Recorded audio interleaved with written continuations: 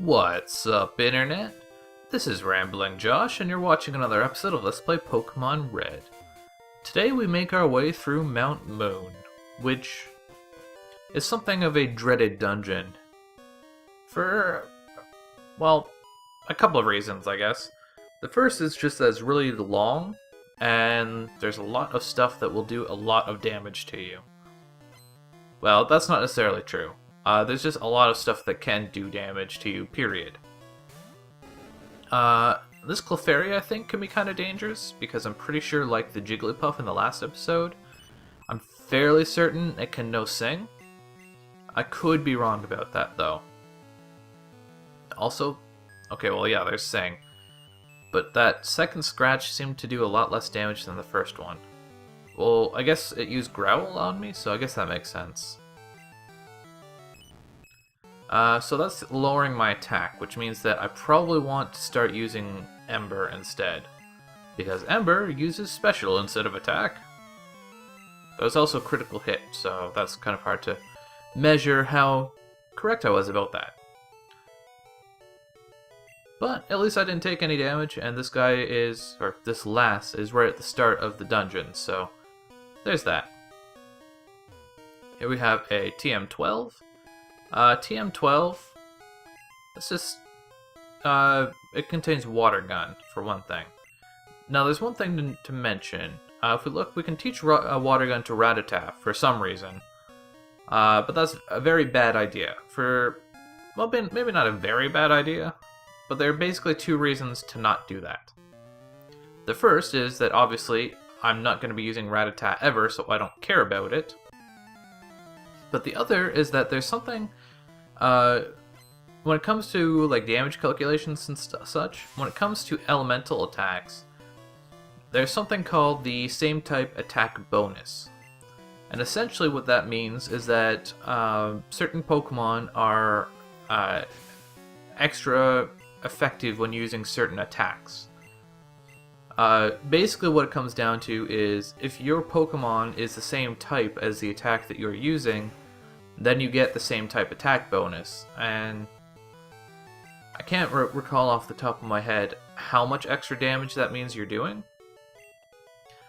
But in layman's terms, what that all means, though, is that Charmeleon, for example, is going to be very effective at using Fire-type attacks. He's a Fire-type Pokemon. That kind of makes sense. But on the other hand, Rattata is a normal-type Pokemon, so even though he can learn water attacks from TMs, he's not going to be particularly good at using them. He can use them, but he's not going to get the same type attack bonus. And the downside to that is that, well, it doesn't do as much damage. Sorry, I got distracted there by the Magnemite. Magnemites are kind of an odd case, because in the Generation 1 games, they're only electric typed, whereas in future generations, they introduce the steel type Pokemon. And steel types are very interesting. So Magnemite is one of the earliest steel type Pokemon, even though he's not steel type in Generation 1 because steel type does not exist. If he was steel type, though, our approach to killing him would have been a little bit different. The reason for that is because steel types are strong against normal type attacks, so Scratch would be not very effective. However, luckily for us, one of the few things that steel types are weak against is fire. So using Ember would have been the ideal against Magnemite if he had been steel type. But considering, well no, actually, I was going to say that considering that Generation 1 games, none of them have steel types, so it's what you fight in Mount Moon is not, it does not matter at all. Sorry, I'm just jumbling my words all over the place today. So it's true that Magnemite's not steeliness does not matter at all in Generation 1 games. However, there is the matter of the remakes, namely Fire Red and Leaf Green. So those are remakes of the Generation 1 games, so we're going through this whole same process of, you know, go through Pewter City, kill Brock, go to Mount Moon. So that scientist with that Magnemite probably still exists in Fire Red and Leaf Green. But the thing is, those two games, they use the generation rules for whatever generation they were made in. I believe it's Generation 4. So in that case, because the game is adjusted for Generation 4 rules, that Magnemite would indeed be Steel-type. And I'm just ranting about something that doesn't even really matter all that much. I honestly don't care about switching Pokemon because I'm not going to be doing any of that for a very long time. And by very long time, I probably mean like 2 more episodes? Maybe? I'm not sure. Now, I got an item a moment ago by the name of a Rare Candy. Rare Candies are very good items. They basically give you a instant level up. Oh, here's a Geodude. Yeah.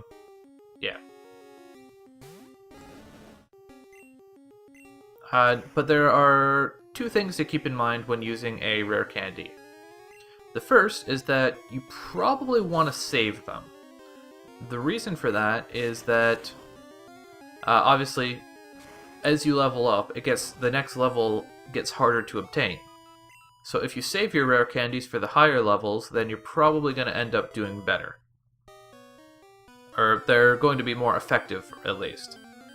And this is why Mount Moon is so dreaded. Because you can literally take like a single step and get into a fight. Zubats all over the place. Zubats aren't really strong, but they're really annoying.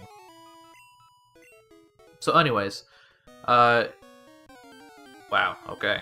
You probably want to save your Rare Candies for when your Pokemon get to a little bit higher level, just so that they give you a little bit more bang for the buck.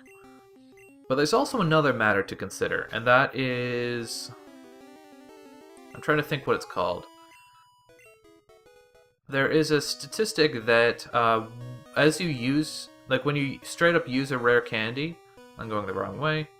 It's not as effective as if you had actually leveled up legitimately. And the way that works is that there's a... I can't think of what it's called off the top of my head, but there's a stat where as your Pokemon engages in combat, the stat increases. I want to say it's like efficiency points or something like that, or growth points or something like that. I'm just going to call it growth points, just for having something to call it. So, as you engage in combat and defeat opponent Pokemon, every Pokemon of yours that engages in battle, basically anytime you gain experience, you gain growth points. The amount of growth points that you gain is dependent upon what Pokemon you're fighting. So something like a Pidgey is going to give you less growth points than if you are fighting like a Dragonite. And I don't know exactly how it affects the growth rate, but if you have 0 growth points, then you gain less stats than if you had more than 0 growth points. I don't think it's a matter of like the more growth points you have, the more stats you gain, like straight up. I think it's a matter of once you reach a certain threshold, it doesn't go any higher than that. But the exact dynamics are not vitally important. What's important to note is just the fact that when you use a Rare Candy, you are not going to be getting as much stats as if you leveled up normally. Which, it's only 1 level, so it doesn't make that much difference. And the difference is pretty negligible, but it's definitely there.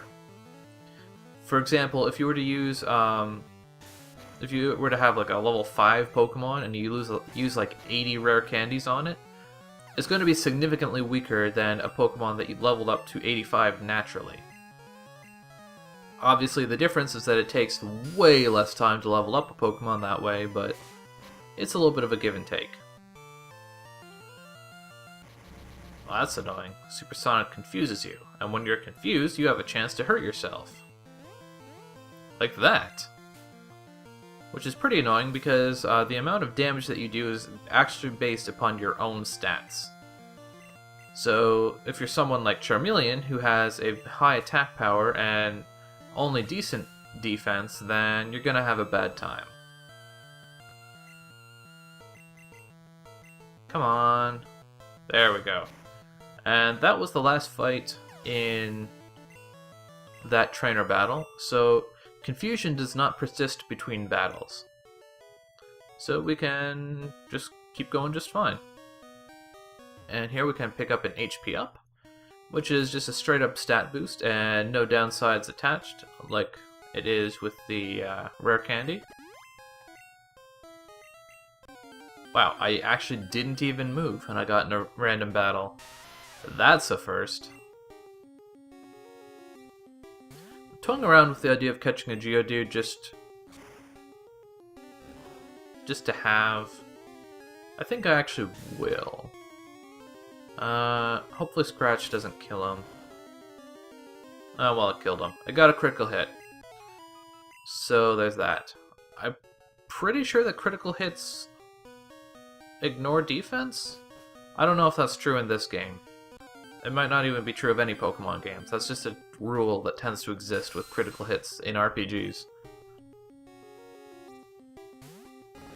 So, Charmeleon here is getting pretty beat up, and we've pillaged, I want to say, about a third of the dungeon at this point. I've run into some unfortunate downsides, which is the biggest disadvantage to focusing on using one Pokemon.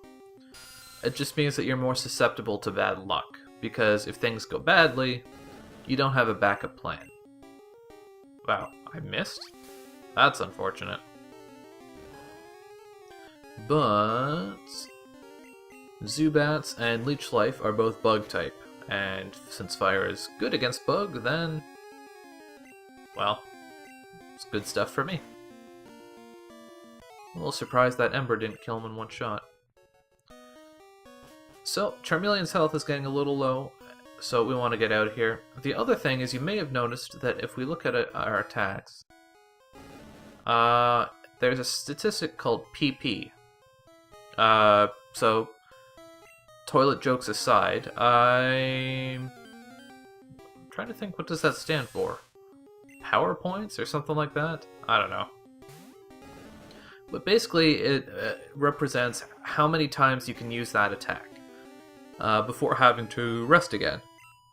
I'm not entirely sure why that stat even exists, but basically it means that if we look at, I think both Scratch and Ember, no, they're different.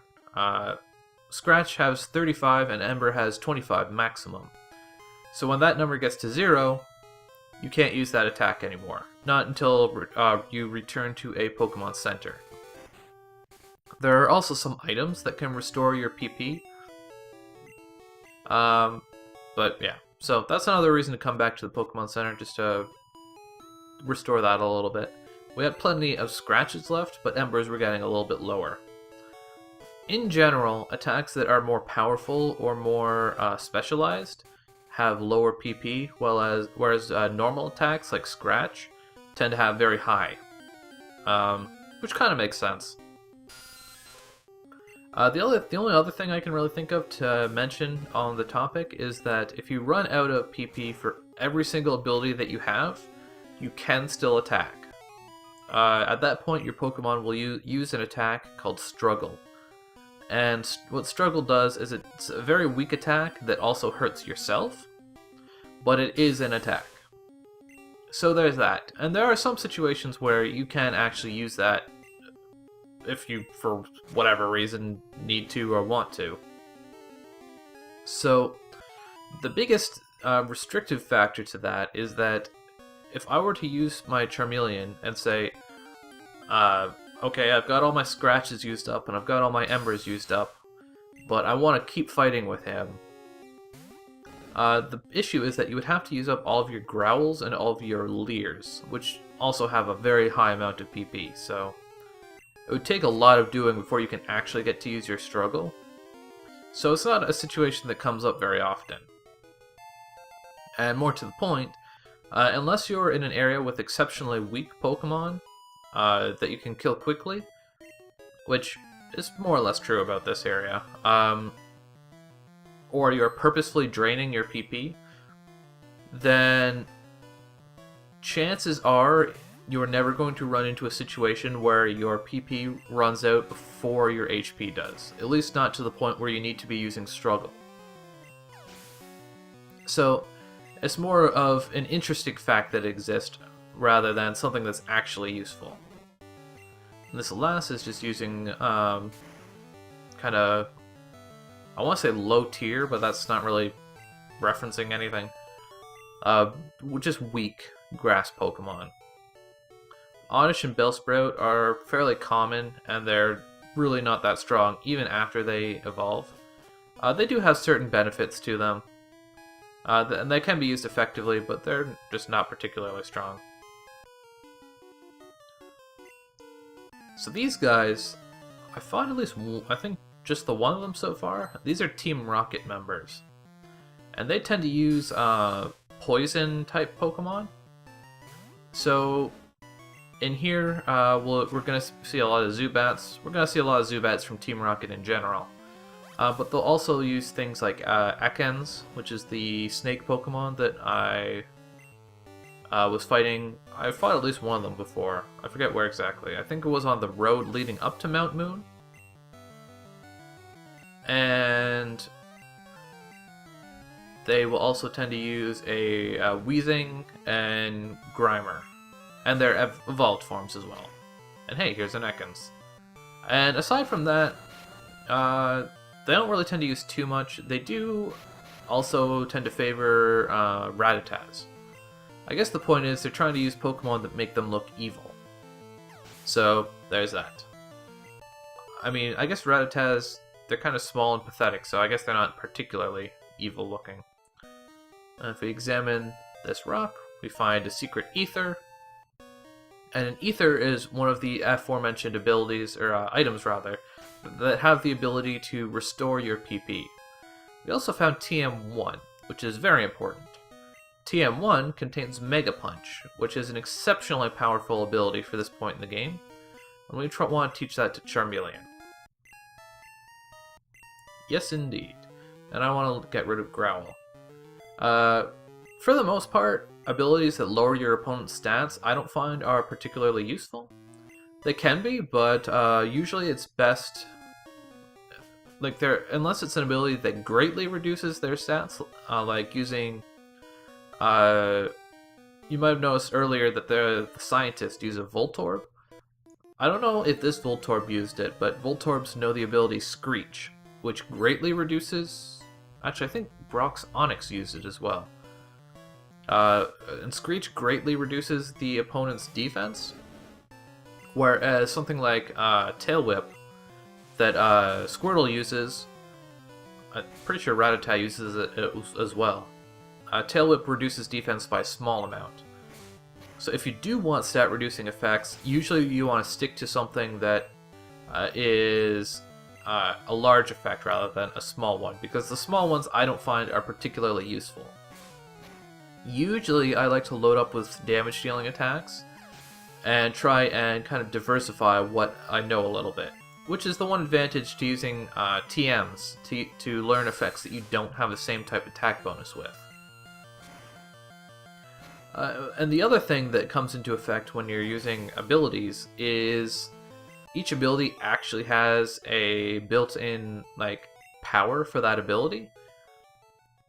The issue is that I don't believe that power is ever actually blatantly stated in any of the games until Generation 3. So, for instance, I believe Scratch and Ember both have 40 power, whereas Mega Punch has something like 80, and 80 is very high. So here we're fighting a Hiker. I believe that's what they're called. And Hikers tend to use rock and fighting type Pokemon. So we got Geodude here. Geodude's pretty common. Another type, I don't think we're going to see one here, but Hikers also tend to really like using Machops, which are fighting types, like I said. And Hikers, typically you won't see them outside of like caves and such, but yeah. This is in fact a cave. Of some description anyways. Level 23. Huzzah! I believe we're getting pretty close to learning another ability here. I'm actually leveling up a little bit slower than I would have liked. Ooh, nice, critical hit. Yeah, that's what you get for, Wow, okay, that statement completely failed. I was gonna say something about how, he's resistant to fire attacks, and yet he still died in a single hit. So there, we found a moonstone. And moonstones, there are a few different types of stones in this game. And stones are kind of interesting in the way they work. So certain Pokemon, most Pokemon will evolve when they reach a certain level. For example, Charmander evolved at level 16 to Charmeleon. However, other Pokemon will never evolve by level. And in order to evolve them, you have to use a elemental stone of the correct type on them. For example, Pikachu will evolve to Raichu only when you use a stone on it. A Thunderstone specifically. It has to be the same type as the type of the Pokemon. So that's where the issue of when to evolve them, trading stats versus speed of learning abilities actually becomes an interesting discussion. Unfortunately, well no, I am actually going to be using one Pokemon that does evolve with a stone. The Moonstone is a little bit of an oddity though, because I'm pretty sure... Okay, there are 4 Pokemon that evolve with the Moonstone. There is the Clefairy and the Jigglypuff that we have seen. They will evolve to Clefable and Wigglytuff. So I'm pretty sure we can catch Clefairies in Mount Moon here. So if you happen to run into one of those and decide to catch it, with the Moonstone there, you can actually evolve it right away, which is pretty nifty.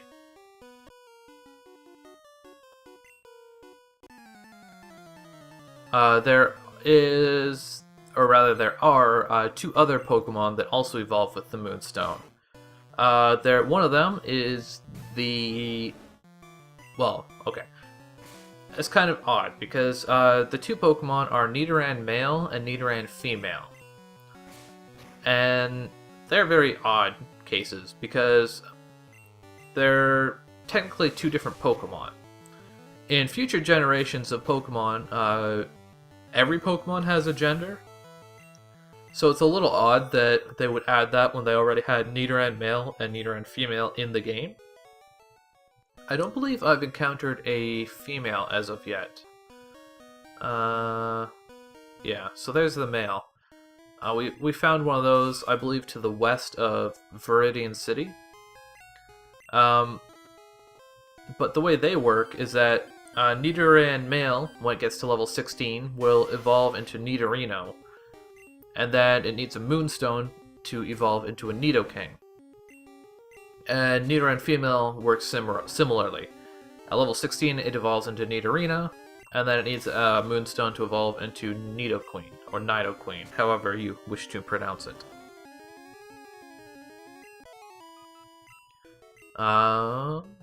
They're probably a better candidate for Moonstones, because Nidoqueens, kings, and queens they can actually be pretty powerful. Their stats are pretty good. The biggest issue is that they don't really learn a whole lot by way of good abilities, especially in Generation 1 games. But if you can pair them up with some pretty good TMs, then they can be pretty powerful. In particular, I think Mega Punch is a pretty good candidate to give them. Of course, I already used Mega Punch on Charmeleon, even though I haven't actually used Mega Punch yet. I should probably fix that. Normally, a lot of TMs you can only ever get one of them, but Mega Punch is actually one of the rare exceptions, because eventually you do find a place where you can buy them. So let's just use Mega Punch. It's kind of hard to demonstrate how powerful it actually is, because when it hits, at this point it's basically just gonna instantly one-shot everything. So there's that. But that's kind of what it's there for. I had something I was going to say. Well, I don't particularly care about Rage, It's not a particularly good ability, but it's better than Lair. It at least does damage. I believe the way Rage works is that it's an ability kind of like Wrap that is used over several turns, and its damage does more. It like increases as your. How does it work? I can't remember if it does more damage each time it activates, or if it does more damage the lower your HP is. Whatever the case may be, though, it typically doesn't do a whole lot of damage, and you lose control of your Pokemon while using it, which is the big problem. Hey, stop! And another Team Rocket fight. No, you're a scientist. Or a super nerd? Okay. Super nerds tend to kind of overlap a little bit with Team Rocket because they both have they both kind of like poison types. Scientists, or super nerds, I guess, they tend to lean a little bit more towards the electric types. They like steel types as well, but that's more in like future versions, or future generations, obviously. Because as I already rambled about, steel types don't exist yet. But, so at this point it's basically like Grimers and Voltorbs and Magnemites. That was a nice critical hit. I'm glad that got a critical hit, because I probably should have used Mega Punch anyways.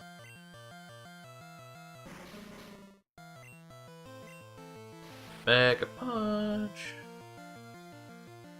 Oh, you didn't die.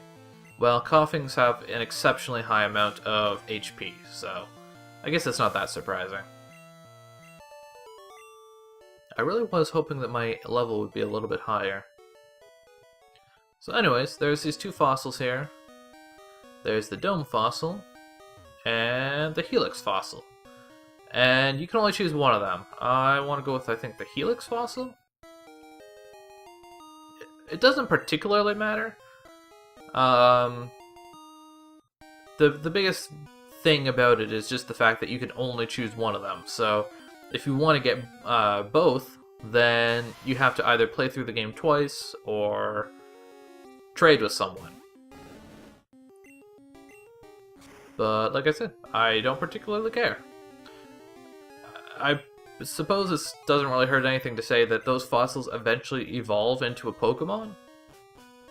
And I don't plan to be using any of those Pokemon, so I don't care a whole lot. Oh wait, I just remembered why my level is so low. It's because... okay. It doesn't mean anything to you, so I won't explain it quite yet. But basically there's a reason. And a good one. Oh wait, I missed an item. I can't get it now. Oh well, it's not particularly good. Up at the top of this area, if you didn't come straight here, but if you went and explored the top part of this area, there's a TM, and I believe it contains Razor... no, it's not Razor Wind, it's Whirlwind. So... is it Whirlwind? I'm curious now. TM04, which contains the ability... just looking through my strategy guide here that I have from when I was a wee laddie. Yes, Whirlwind. Whirlwind is not very good, though. I believe all it does is it forces your opponent to switch what Pokemon they currently have active, which is not particularly useful. I mean, it can be, but it's just not that useful. So anyways, okay. We are here in Cerulean City, and there's a couple things we can do here. But we are going to leave those for the next episode of Let's Play Pokemon Red. Catch you later.